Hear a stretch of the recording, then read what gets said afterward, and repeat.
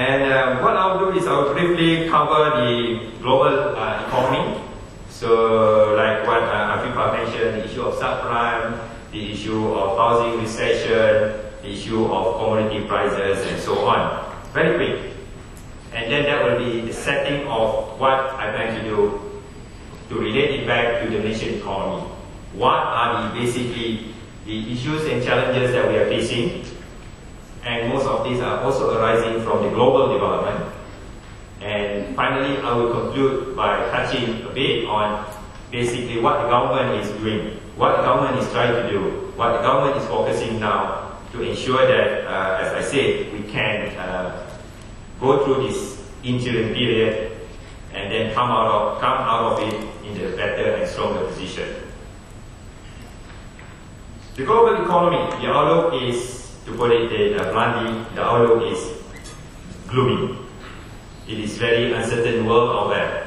There are several factors. We are looking at potentially potential recession even in the US, a sharp moderation in growth in the United States, and also in other big developed economies in the Euro area, in Japan, and for those of you who study in the UK, I guess you're already feeling, and seeing firsthand how retail sales in the UK is coming down, how the housing market is in fact in a very big slump. And to compound this is the weak international financial system. And this is where we heard about the subprime crisis and how the big international financial institutions continue to write down their assets, continue to report massive losses because of subprime crisis. And now these financial institutions are also facing, in these countries, in the developed countries, also facing the challenge of slowing economic growth. And as a result of slowing economic growth, where you have housing recession, for example, consumer cutting spending and all that, how the concern now is how the slowing economic growth are affecting the health of the financial institutions. So there is a negative feedback loop that coming back into the financial institutions.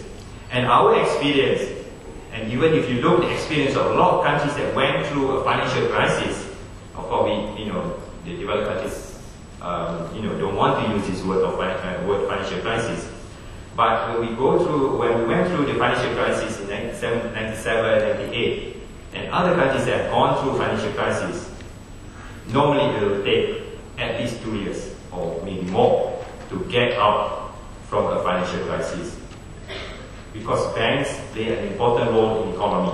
As long as banks are weak, which is the situation in the US and in some of the developed economies, there is always a danger that credit crunch, so that banks are very reluctant to give credit, and as a result of that, further stunted economic growth or economic recovery.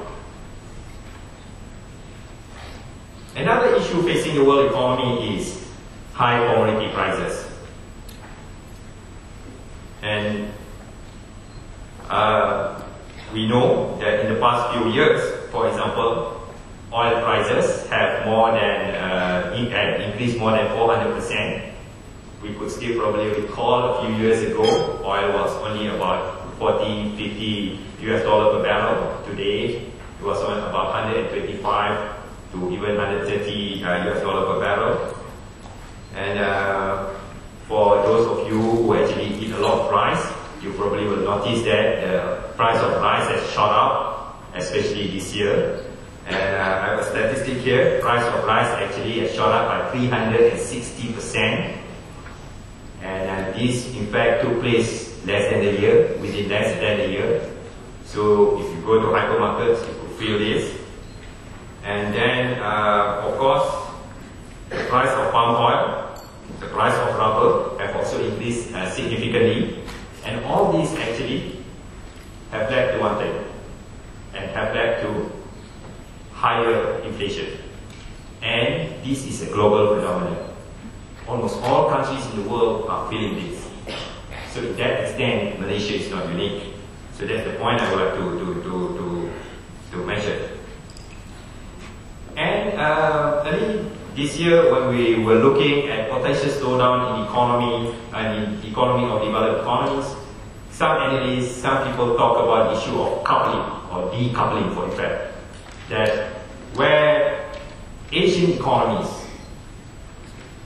are less and less, what they call it, rely on the world economy. So what's happening in the developed economies basically would not affect Asian economies, including Malaysia, very much. So the idea or the concept of decoupling were thrown away, were brought up. Nevertheless, in the next 12 and 18 months, we are assessing and we are of the view that most countries, even in the region, will also face economic slowdown.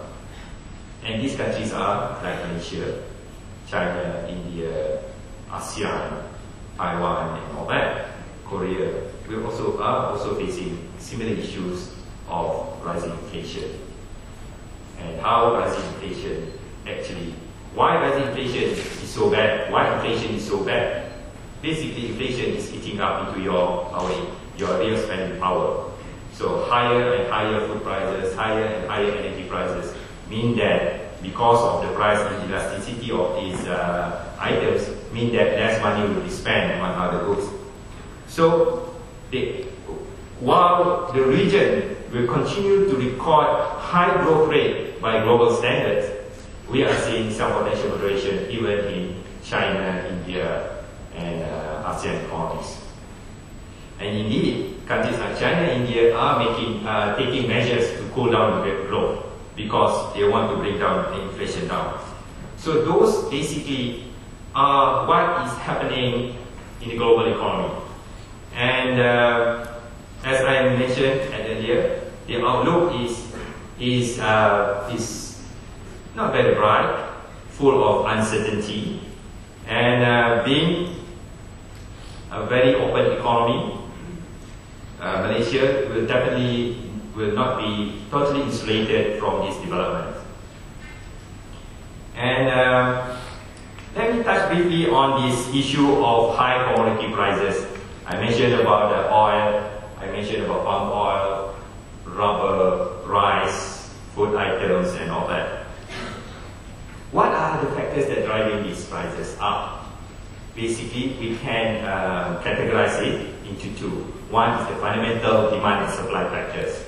It is very obvious that demand, as the world becomes richer, as China, what we call BRICS countries, Brazil, Russia, India, and China, grow at a phenomenal growth rate, more and more people are getting richer. You just imagine the 10% of the population of India is middle class. That is only 100 million people.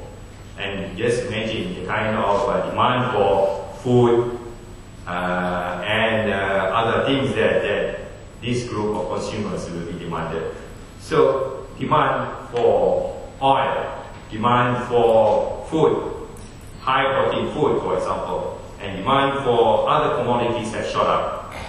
And there is limited supply because of various factors. In the case of oil, there have been basically investment in exploration has been have not changed much in the past 10 years because oil prices were relatively very low then.